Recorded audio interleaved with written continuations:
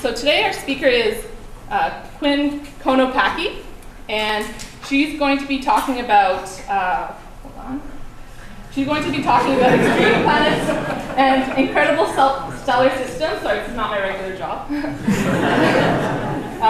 And the more unexpected the discoveries are nowadays, the more it makes us want to ask, how was it made? And the answer turns out to be as complicated and mysterious.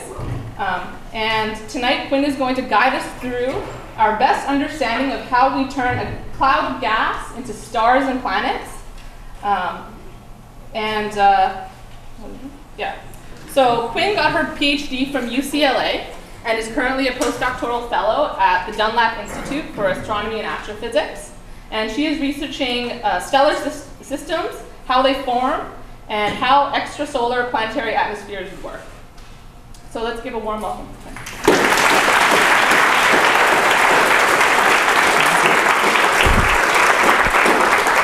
I usually don't have my own picture behind me when I'm starting out. That's pretty funny. I'm going to switch over to the talk here. Let's see if this works. Okay, great. Thank you, Lisa. And thank you so much, everybody, for coming out tonight to hear me talk about the intricate dance, as I've called it, of both star and planet formation. So what I want to talk to you about today is how stars and planets form and the processes by which that happens, and our current understanding of both of those processes. So I think that most of us are here tonight in this room because we have stared out at the sky at some point in our lives and wondered how everything got here. We've expressed wonder at the multitude of the universe and looked at the stars and maybe even wondered how did they form.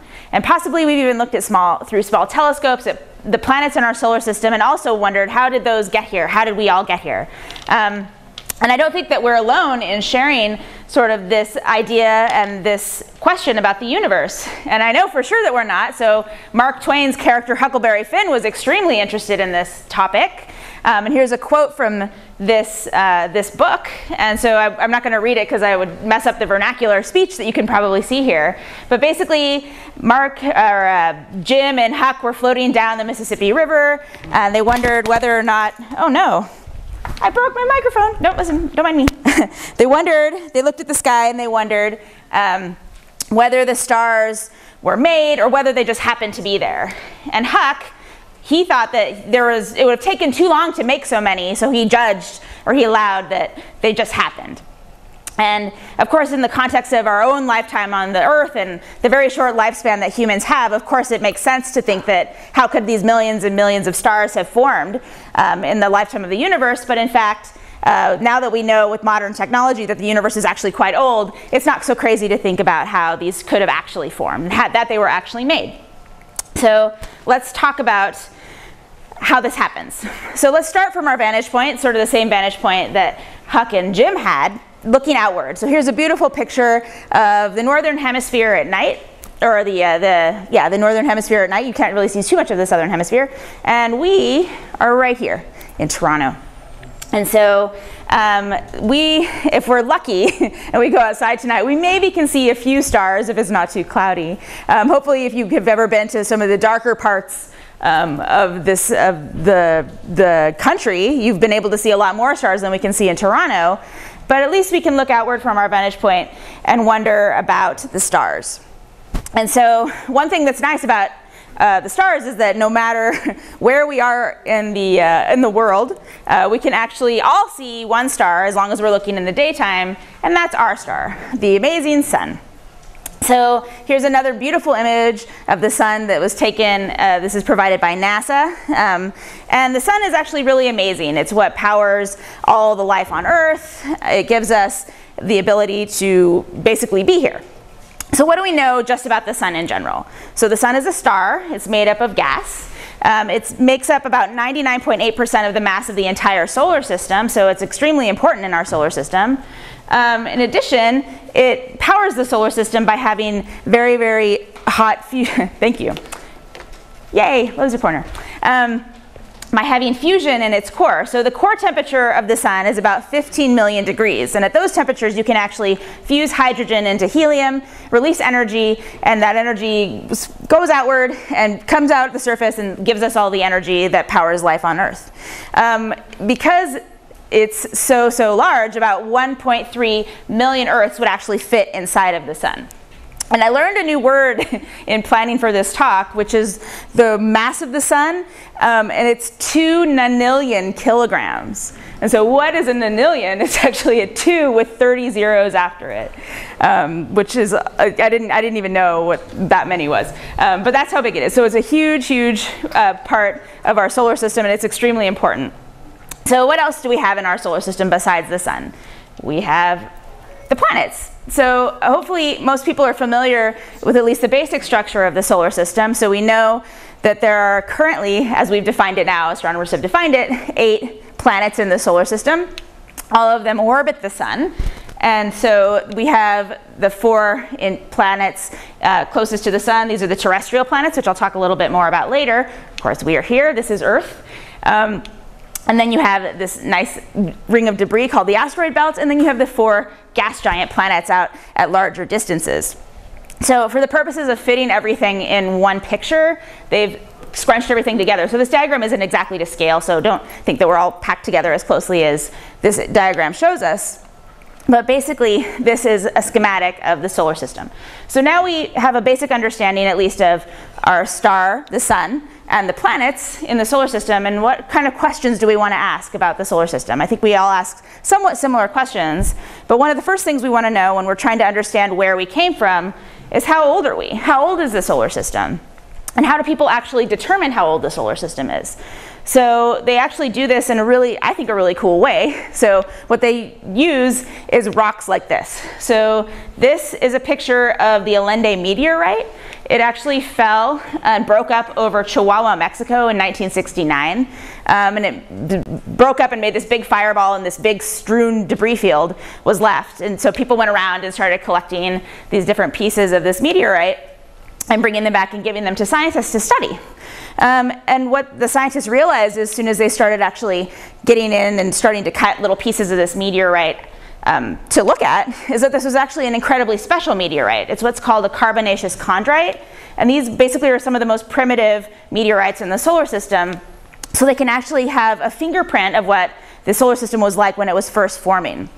So what people called cosmochemists do is actually take little tiny pieces of these different meteorites. And they actually can apply to get time to cut the meteorite and take the meteorite back to their labs and try to analyze how old these rocks are through radiometric dating. So the way this works is that these meteorites actually have a lot of different atoms that make them up, but some of the atoms in these meteorites are actually radioactive. So they do contain at least trace amounts of uranium.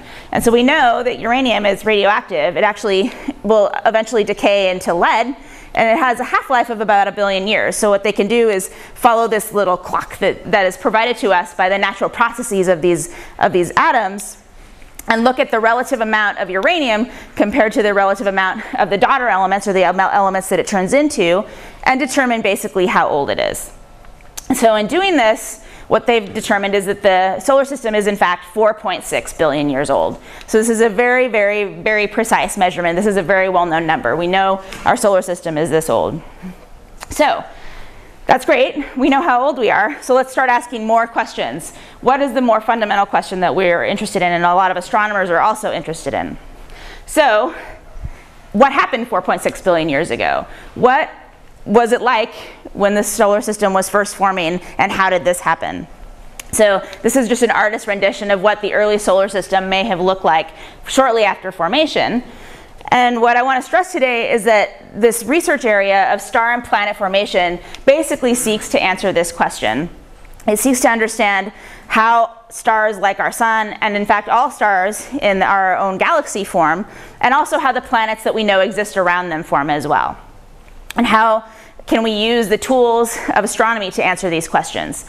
And so it's actually a really vast area of research. So star formation is basically studied on all scales. So we study it on the small scales, basically like the size of our solar system, all the way out to galaxies in the very, very distant universe. It's an extremely important topic that is very vast in astronomy. And so, sort of to complement the vastness of the question, you need a vast array of instruments to actually study it. So star formation research basically spans all wavelengths of light and all size scales in the universe. So we use the entire electromagnetic spectrum to study this topic. So what I'm showing here is a reminder of what the electromagnetic spectrum is. So astronomers like to think of the different kinds of light in terms of their wavelength. So light travels as a wave, and the properties of basically the light and the way we detect it depends on the wavelength. So we start out here in the radio, so this is the very long wavelength end. We march through to the microwave, which has shorter wavelengths, up to the infrared, which some people may be more familiar with, finally to the visible, which is awesome because that's what we see. So you can see just how tiny of a fraction of the electromagnetic spectrum visible light actually is. Finally moving to ultraviolet, X-ray, and then the very, very shortest wavelengths are gamma radiation. So just for a comparison, when we're talking about the wavelengths of these light, we say radio waves have wavelengths as large as mountains, potentially, all the way down to X-rays and gamma rays, which can have wavelengths as tiny as atoms. So you need a whole bunch of different techniques to actually detect these different wavelengths and different kinds of telescopes. So a lot of the images and pictures I'm going to be showing incorporate data taken at all of these different wavelengths. So it's in a really expansive field.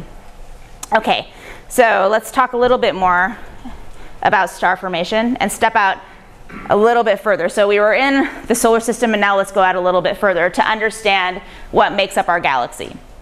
So here's a beautiful diagram made by the National Geographic of an artist's rendition of what we think our Milky Way galaxy might actually look like if we could take our spaceship and fly super far out and actually look back down at it. So because you can't see it very well, it's really tiny actually. I would highlight that. We're here. This is where we are. And we're in this little portion of the galaxy called the Orion Arm or the Orion Crux. These are a little bit hard to read here. You can see this is the center of the galaxy right here, the galactic center. And based on this scale, you can see we're kind of about halfway out from the center of the galaxy down to the edge where the galaxy ends. The Milky Way is made of multiple different constituents. So we have the center, which is more spherical and was often called the bulge of the galaxy. And then we have the disk of the galaxy here. And that's where you have these beautiful spiral arms that you can see in this diagram. And these spiral arms all have different names that astronomers have been coining for a long time. So each of the little dots that you see here, the bright dots, represent stars or star-forming regions. But you also see that there's a lot of other sort of diffuse, fuzzy stuff in this image that isn't bright. And that's the part that's really important when we're talking about the very early stages of star formation. This is the material that will make up the stars that will become the future generations of stars. And astronomers refer to this material as the interstellar medium. So it's sort of like the stuff that's between the stars, basically. And it represents the building blocks of the galaxy, or what the galaxy is made of. So actually, a lot of you probably have actually seen the interstellar medium before. And one of the most common ways that people have seen it is if you go out to a really, really dark place, maybe to the north or something like that, and you look up at the sky and you're very lucky, you'll see this beautiful swath of milky colored starlight that is the Milky Way galaxy. So that's what you're actually looking at is whoops, wrong direction. You're looking through, from here, you're looking through the plane of the galaxy like this, and that's what makes that band of light that you see. And if you look closely, and it's very, very dark, you'll actually notice that it's not really a uniform swath of light. It's actually patchy. And there might be some clumps here that are brighter and some clumps that are fainter. And the patchiness is actually caused by the interstellar medium. So there's parts of the galaxy that have more material that actually block the light of the stars behind it, so you can't really see it.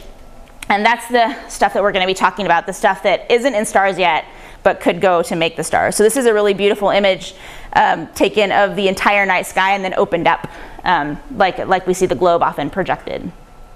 Okay, so what is the ISM, or the interstellar medium, actually made of? It is made of gas and dust, primarily. So The gas is probably the most important constituent of the interstellar medium. It kind of can exist in two forms. So the majority of it actually is composed of hydrogen gas. Hydrogen gas is the most abundant, hydrogen is the most abundant atom in the entire universe. So it makes sense that it would probably be mostly composed of this. Almost everything is made of hydrogen in the universe, at least in the normal matter universe. So some of it exists in plain old hydrogen atom form, just one proton and one electron kind of hanging around. And sometimes it actually comes in the form of molecular hydrogen, where the two hydrogens actually are bonded together. And then we also have the dust. So the dust is what's largely responsible for blocking a lot of the light in the Milky Way, basically. So dust is really good at scattering light and making it hard for light to penetrate and be able to see us, especially optical light. So longer wavelengths of light, like the infrared and the radio, actually have can get around the dust. And so many times when you want to peer deeper into the galaxy, you need to look at longer wavelengths of light. So this is a very cool picture of an actual interstellar dust grain. So this size is about 1 micron here. You can see it's an electron microscope picture. You can see it's not super round. It has this kind of interesting structure. And another interesting thing about dust is it's not exactly the size of dust you might think about on your coffee table or whatever. You haven't dusted like me at home forever. But it's actually, the size of it tends to be about the size of cigar smoke. So in my very first astronomy class, my professor, to demonstrate the size of dust in the interstellar medium, actually brought a cigar in and started smoking it away from the fire detector. And we were like, wow, this is weird. But it was a very powerful demonstration, so I'll never forget that the interstellar dust is basically the size of cigar smoke. So you can check this out yourself anytime you're standing by somebody smoking a cigar. So these are the components, the main components of the interstellar medium that will then go to form stars. So some of this medium actually collects together and forms these really important objects called molecular clouds. So you say molecular because most of these clouds are composed of molecular hydrogen. There's also other things like dust and molecules of other species in there, but most of it is hydrogen. So here's two examples of what these clouds actually look like when you see them in the night sky. So there's this nice example from the Very Large Telescope in Chile of a molecular cloud called Barnard 68. And you see, again, we know it's there not because of the fact that we can see it, but the fact that we can't see what's behind it. So it makes this really dark patch, and we know there has to be a lot of material here, basically blocking out the light of everything that we know should be popping through from behind. But this is a little bit misleading because it kind of just looks like a shapeless blob, but molecular clouds actually can have really interesting structure, even as they're just hanging around not doing much in the galaxy. So here's a really famous molecular cloud that some of you might have seen a lot of Hubble pictures of, which is called the Horsehead Nebula. And for obvious reasons, it's called that because it looks like a horse head, at least I think it does. This is a beautiful compilation image by Ken Crawford. And so you can see, here's the horse head. It's blocking a lot of the light from behind that should be coming through. And this is all molecular gas as well. So it can have very interesting structure. So what else do we know about the typical properties of these clouds? There's a couple of things that we know. Well, there's more than a couple things. We know a lot, but let's talk about some of the most interesting properties. So first, we know that they can be really, really large, massive. So most of them have masses somewhere between 1,000 to 10 million times the mass of the sun. So there's a lot of material in there to make a lot of stars. They're very, very big. Also, in terms of just their size or the diameter, they're really, really big. So you have, what I'm showing here, which doesn't show up very well, is actually a little toy model of the solar system, just to give you a sense of scale. If you could see it, there'd actually be circles representing the orbits of the planets, just to give you a sense of how large these are. So we're looking at clouds that are somewhere between 10,000 and 500,000 times the size of our solar system across, which is the equivalent of saying they're basically 15 to 600 light years across. So if you think about it, our distance from us to our nearest neighbor star is about 4 light years. So you could fit us and many of our neighbors in the smallest molecular clouds. They're very, very large. They're also quite dense in terms of the normal interstellar medium. So usually we're talking about something like 10,000 to 1,000,000 particles per cubic centimeter. And also they're extremely, extremely cold. They're some of the coldest things that we know about in the universe. So here's our little Toronto thermometer. And they're basically something like negative 263 degrees Celsius, or only 10 degrees above absolute zero. Yeah? Is a million particles a lot? It's actually not a lot compared to stuff that we're used to thinking of in the Earth, but it's a lot compared to the normal density of the interstellar medium. How much would a cloud on Earth be? A lot more than this. A lot more than this, yeah. When we're talking about the normal interstellar medium, you're often talking about like 1 to 10 particles per cc. So it's dense compared to the galaxy, but not dense compared to stuff on Earth. Okay, so they're very cold. What are some other pictures, or what do other molecular clouds look like? They're actually extremely beautiful. So a lot of the Hubble pictures that you've seen actually probably are of these molecular clouds and cloud complexes that could go then on to form stars. So this is a nice image taken, this is an infrared image, like I said, we're going to see lots of different wavelengths of light, taken with the Herschel Space Telescope, and it's combining several different filters that give you different wavelengths in the infrared. And you can see just how beautiful this structure is. You can see it's not a boring blob, it's actually filamentary. There's lots of these little arcs here and different things happening. In addition, another really, really famous molecular cloud complex is the Carina complex down in the southern hemisphere. This is a Hubble Space Telescope image. I think it's a combination of optical and infrared light. And you can see again just how amazing the structure is in these clouds. They're very, very beautiful. So a cloud just, again, these clouds can just sit by themselves forever and not do anything because they're actually pretty stable. But we know that they need to turn into stars because we know that stars exist. So what does it take for star formation to actually happen in one of these clouds? So one of the ways that I like to think about star formation is that it's basically the process is all about balance. So when you're looking at a sort of a typical molecular cloud that's just sitting and happy, it's able to balance two different forces. So the main forces that we are interested in or think about in terms of star formation are the force of gravity and the force of pressure, or the gas pressure.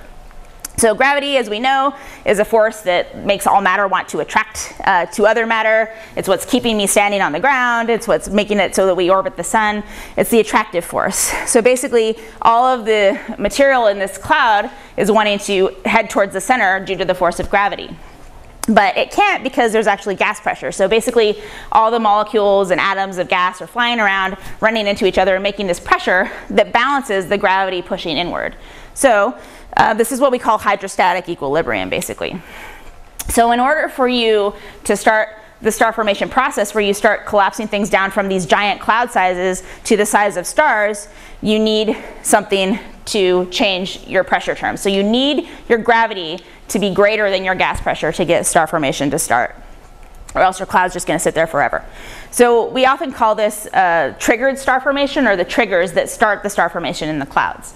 So there's a lot of different theories about what actually triggers star formation, and there's probably a lot of different ways that it is triggered. So let's talk about some of the ways that we think it's triggered. What causes a molecular cloud to turn into stars? So one of the triggers is actually those spiral patterns that you saw in the picture of the Milky Way galaxy. So those, a lot of times people think that those spiral patterns are actually just patterns that are moving together, orbiting around the galaxy, because all the stars in the galaxy are actually orbiting around the center. But in fact, they're not. They're actually what are called density waves. And so the way I like to think about a density wave is by thinking about traffic, which is really easy to do in Toronto because there's so much. So imagine there's an accident on the Gardner Expressway, and you're your little car and you're going along, and you're moving smoothly, and then all of a sudden you hit the backup from the accident. And that's the density wave. So there's a peak in density, and then you're moving along, you're passing through, and then finally you get past the accident and you go on. But the density wave remains behind you with all the other cars that are coming along and filling it up. So that's basically what's causing the spiral structure. As the stars move in, they hit this density wave, they all get clustered more together, and then they pass through and things come behind them. So that's sort of my basic picture of how spiral arms work. So what happens is if a giant molecular cloud orbiting the galaxy comes to one of these density waves, it can actually create a push from the outside and help enhance the gravity so that the stars actually can start to form and make the cloud actually collapse. So this is a really, really beautiful example of this actually happening in real life. So this is a star-forming region called M17. So this big cloud is moving this direction, and it's hit a spiral arm on this end.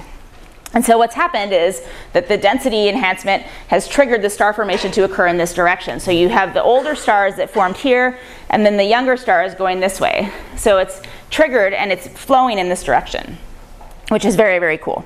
Triggered star formation. What's another way that it can be triggered? So a lot of times near very dense molecular clouds, there are also very massive stars in our galaxy. And massive stars emit a lot of radiation. And a lot of that radiation... Drop the house lights a little bit? I don't know. Can someone... I would love to. I don't know how.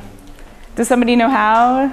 Yeah, the light there behind you, but I'm not sure. Depending on the classroom. I'm sorry, I've never been in this room before. Is that all right? That looks way better, thank you. It looks awesome on my screen, so I'm like, why can't you guys see it? Okay, so massive stars. Massive stars make lots of UV radiation, and this can start to eat away at the edges of molecular clouds by ionizing the gas on the outside. So, and that's another form of basically creating a shock and pushing the molecular cloud and starting this collapse where the gravity pressure can overcome the pressure of the gas.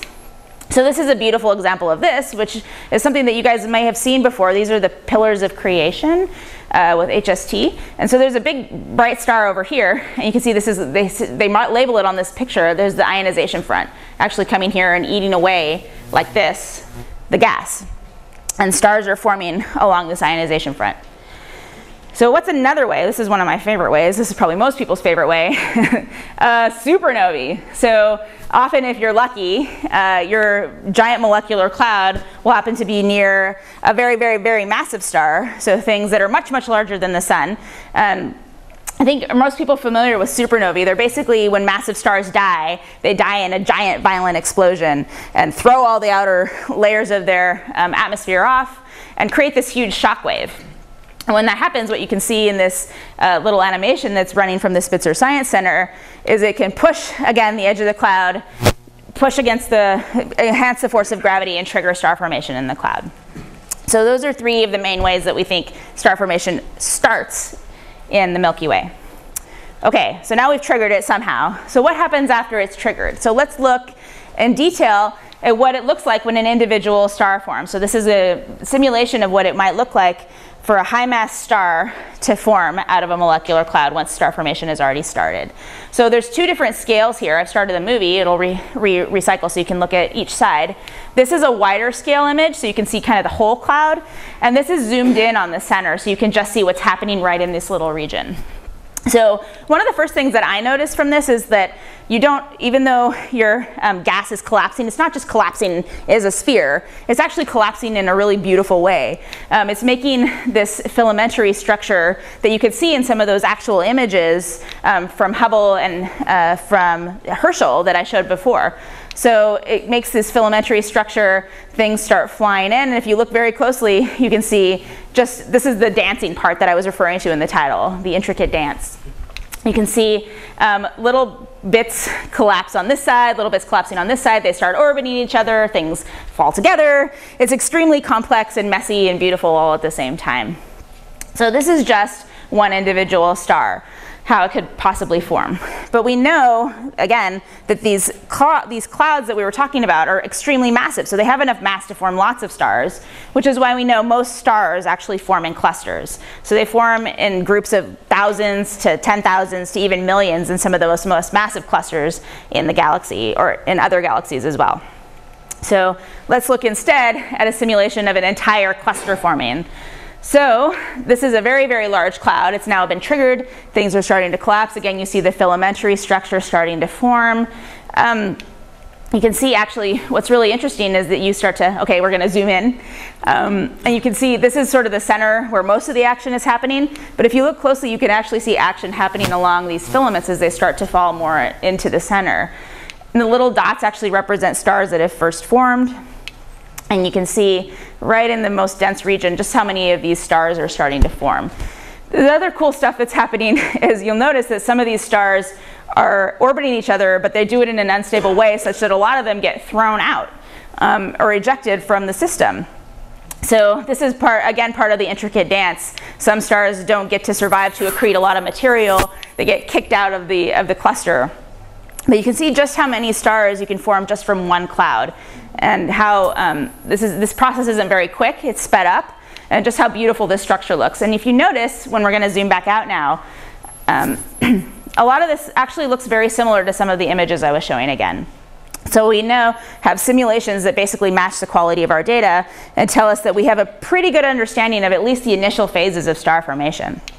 So then what happens? So we've gone now, let's say we've gone about 10,000 years. So the first objects that formed after this initial collapse are called protostars. So those are the stars that you saw in the simulation that I just showed. So what are these stars like? So again, they take about 10,000 years to form, and this phase is really short. It only lasts to be about 100,000 years or so. So it's a very quick phase in comparison to what we know about the lifetime of our sun, which is 4.6 billion years. So what are some typical properties of protostars? So you can see the little protostar right here. It's still not quite ready to be a stable hydrogen burning star yet, but it's getting there. It's accreting more material. They often have these big envelopes right here like this. They're dusty, and they're feeding the star and allowing it to grow more.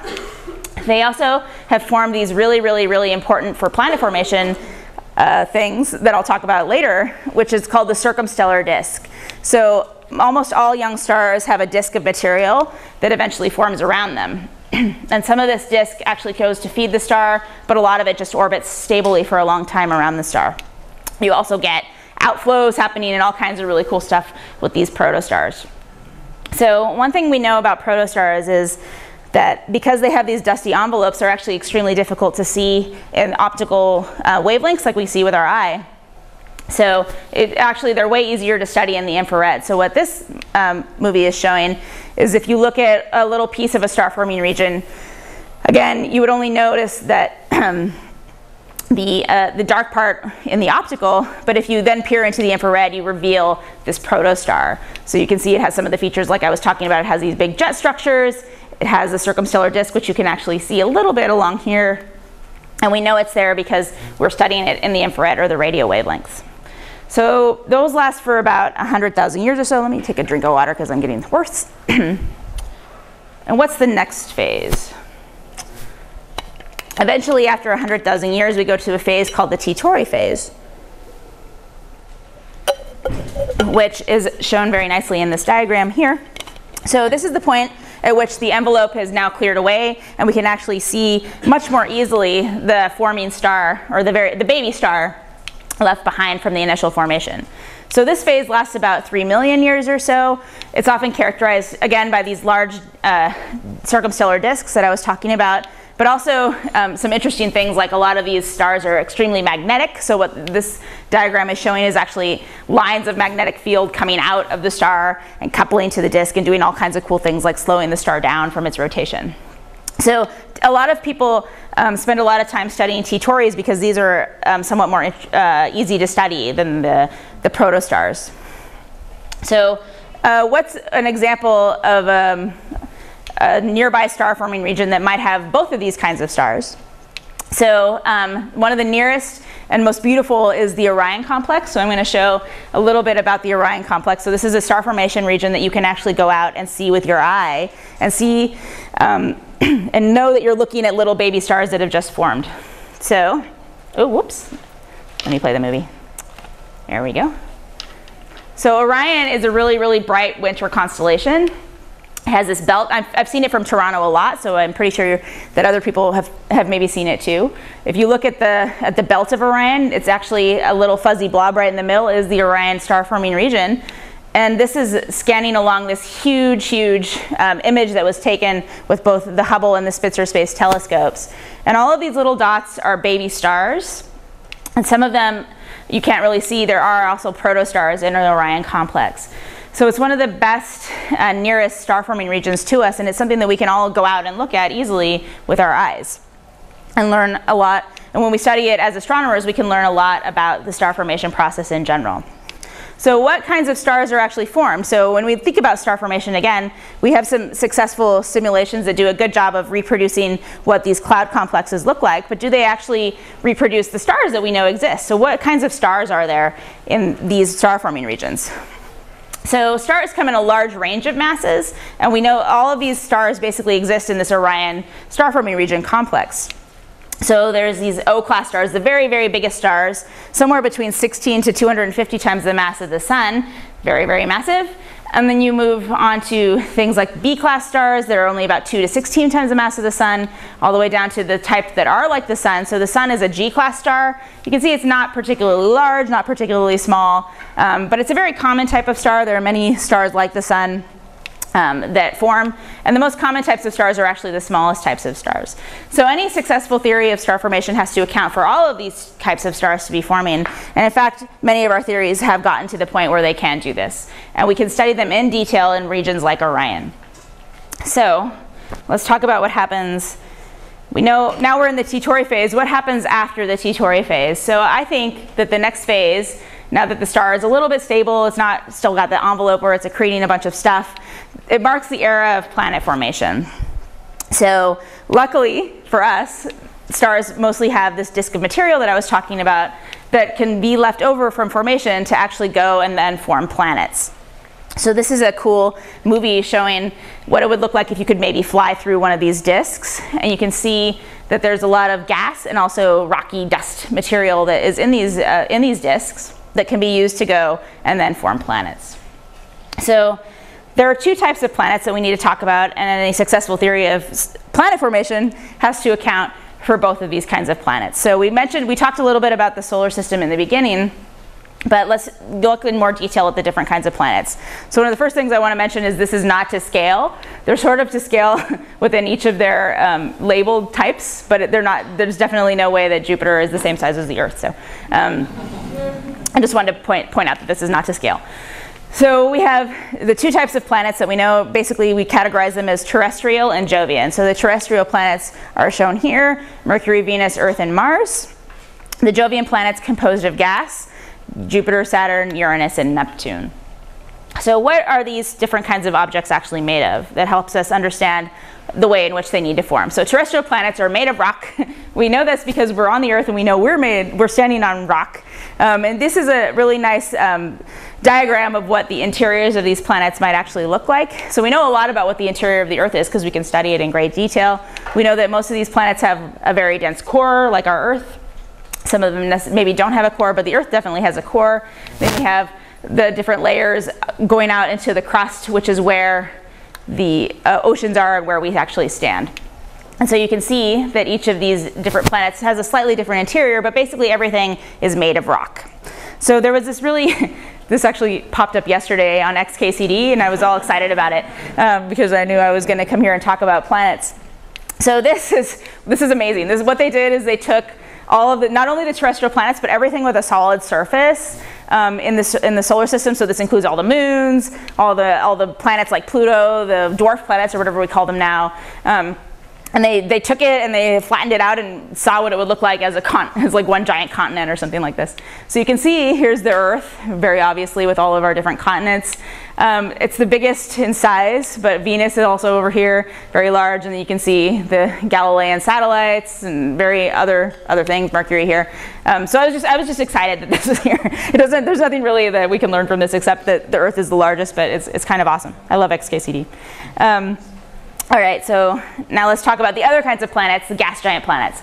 So these are distinct from the terrestrial planets in that they probably do have also a solid core, but they have this extremely, extremely large atmosphere made of gas. And so they basically have no solid surface. And so these are, again, cut-throughs of what the interiors of these planets might actually look like if we could cut into them. So you can see what the core is probably composed of something like rock and ice. And then as you move outward, and for instance, some of the planets might have a mantle with ammonia and gas and all the methane. And then finally you get to the main constituents of the atmosphere, which is hydrogen. So they're composed mainly of hydrogen gas. So this is what we know about the composition of the planets in our own solar system, and we want to understand how they form. But when we do this, we now have to take into account the fact that we know about lots of planets because of all the exoplanets that we know about now. So there are, as many people know, since the initial discovery of exoplanets in 1995, there's been basically a slew of different discoveries of all kinds of new exoplanets. So there's over 1,000 confirmed at this point. And this is sort of the breakdown of how these scale with respect to things in our solar system. So most of the ones that we know about are Jovian, but we're starting to find out more and more about exoplanets in these smaller size bins. So can any theory of planet formation actually explain the diversity of all these different planets? And in addition, can it explain our own solar system? So let's talk a little bit about the theories that astronomers have for planet formation. So, as I mentioned a couple times, planets form in the disk surrounding the star after planet formation. This is, again, another nice artist rendition of what it might look like if you could fly through a very young star with a big disk. And you can see there's a lot of solids in this disk in addition to the gas that you see looking around here. So, and we're going to zoom in again and see what these solids look like up close. So these solids actually tend to run into each other a lot. And when they run into each other, oftentimes they stick together. And if you do this enough, you can start to grow bigger and bigger and bigger and bigger size objects. And this is basically how we think planets begin to form. They start as really, really tiny specks and then grow into larger and larger bodies. So once they get to be bigger size, some of the collisions are a little bit more dramatic. So now we're going to watch what happens when two kind of asteroid-sized objects slam into each other. A lot of stuff is thrown out, but a lot of stuff falls back down and can stick together to make a larger and larger object. So this is how we get our planetary embryos. And for the terrestrial planets, we just continue to accrete solid material. But for the Jovian planets, there's another step that's really important. So let's talk about that step. And this is the step where it gets large enough, about 10 times the size of the Earth, that it can sweep up all the material in its area and start to form this huge gas atmosphere that I was talking about. So this is another movie showing how it's sped up in time, but it shows how quickly these planets, once they're big enough, can actually start to suck all the material in their region and to form them and make their final planet, basically. So this is how we think the planets form, and it's been a very successful theory of explaining planet formation. It's called the core accretion theory of planet formation. So man, I should have used that microphone. He was right. So let's come back to our fundamental question. Now we've talked a little bit about star formation, we've talked about planet formation. So we know basically how we think our solar system formed, but can we say again, what actually happened 4.6 billion years ago? Do we have any information about the actual region where the sun formed, and what did the solar system actually look like? What did the planets look like when they were very, very young? And we actually think that the planets might have looked pretty significantly different than they do now. And so there is this really interesting model put forth called the Nice model that suggests that, in fact, the orbits of the planets have switched the outer planets. So what this is showing is, it's going to be a movie that I'll run in a second, but for your information to guide your eye, this ring represents the orbit of Jupiter. This is Saturn. This is Neptune, the blue one, and this is Uranus. So what they postulated is that originally Neptune was inside of Uranus. And these are all the comets and different things that are out at larger distances in the solar system. So let's see what happens in their simulation. So as they ran this simulation in time, you can see that the orbits of the planets actually pull on each other and they get perturbed a little bit. So the shape of them changes. They start to really impact these icy bodies out at larger distances. Some of them get flung out, some of them get flown into the center, which actually explains this period when we had a lot of meteorites and comets actually hitting the Earth that we know from the fossil record. But eventually what's going to happen is this is going to slow down, because this happens so quickly. They had to slow down the movie. All of a sudden, Neptune goes out and goes past Uranus. So this is some migration that happened that flings it out, and then it really goes crazy on the comets and had a huge impact on the solar system. So this is basically one of the leading theories for what our solar system looked like early on, that explains a lot of the properties of the solar system that we've seen. So that's one way in which we were really different. And then more recently, it's actually been postulated that, so here's again the diagram of the solar system as we know it, but it's been postulated that there might have been a fifth gas giant planet in the outer regions of the solar system. So there has a lot of funny names like Hades or something. But it doesn't really matter because it was ejected early on. So you can explain a lot about, again, the properties of the solar system by invoking this planet somewhere between Saturn and Uranus that had about the same size as Neptune. I don't know that we'll ever be able to find this or necessarily prove that it's there, because it's 4.6 billion years ago or something like that. It's probably really far away from us if it did exist, but it's really interesting to speculate that possibly we had another planet in our solar system that was flung away. So that's just the planets, but what about the sun? Have we been able to determine anything about the environment that the sun was actually formed in? And where did we all start out? So there are definitely clues in the solar system that have been left behind. And one of them is that it seems basically meteorites suggest that we probably formed in a fairly large cluster. So something like at least 1,000 stars are the siblings of our sun. And so people have actually spent a lot of time trying to identify if that cluster still exists, and perhaps maybe the sun was ejected from the cluster like we saw some of the stars being ejected in the simulation, or maybe just slowly went on its way. So one of the leading candidates of a cluster for this was the cluster M67. It's what's called an open cluster, and it's a very popular target to look at with small telescopes because it's really pretty and you can see a lot of the stars here. And it's about the age of the sun, and it's actually relatively close to us. So there was a lot of speculation that the sun came from this cluster.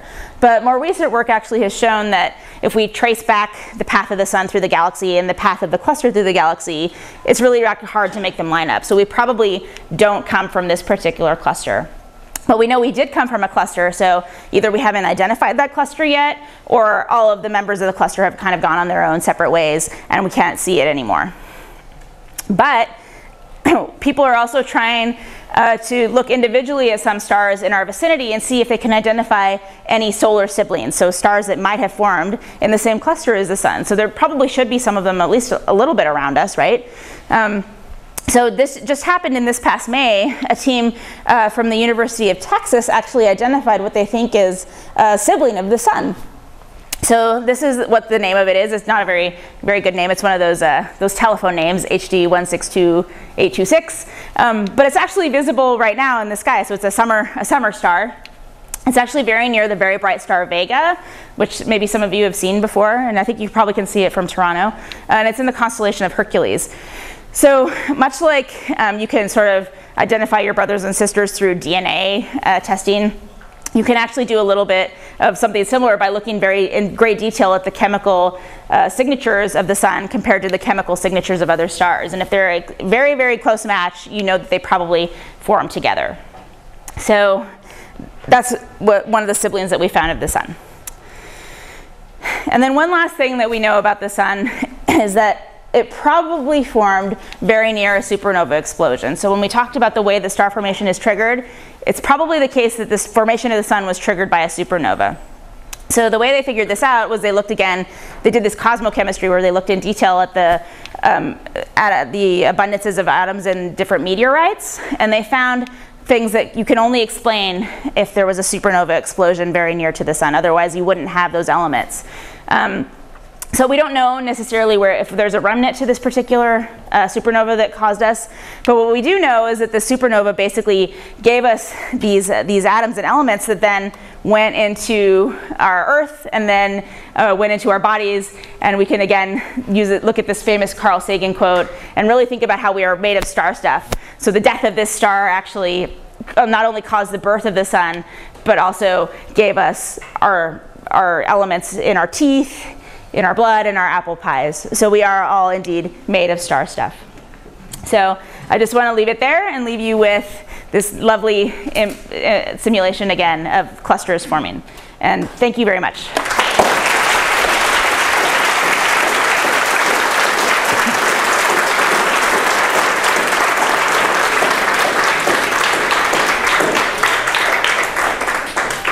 Do we have time for a few questions for Quinn? Yeah. What's the explanation for why terrestrial planets are usually found in closer orbits and gas giants are usually in the outer? It has to do with the sort of the way material is in these disks. So it has to do with basically where the gas is located versus where the dust and the stuff is located, basically. I don't know if that answers your question very well, but it has to do with the structure of the actual disks themselves. Like weight density dependent? Or? It's and temperature dependent too, so it depends on the distance from the star. Yeah. We have a question here. Yep.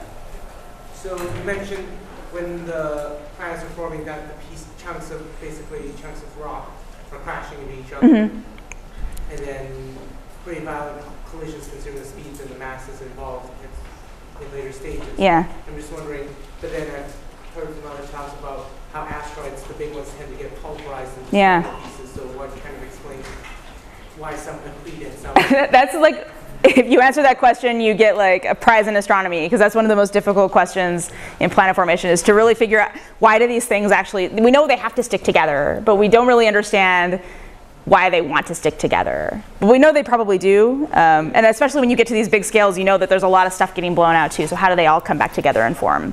So that's a really, really good question, and I don't know the answer. Yeah. So in the back, in the black shirt. Hi, I have a question about, you said the solar system is about 4.6 billion years old. So like, is there a relationship between terrestrial planets forming versus gas planets forming? Like, which ones are younger? Or? That's a good question too. We know that everything probably has to form in about 10 million years, because that's about the time scale that the disks last.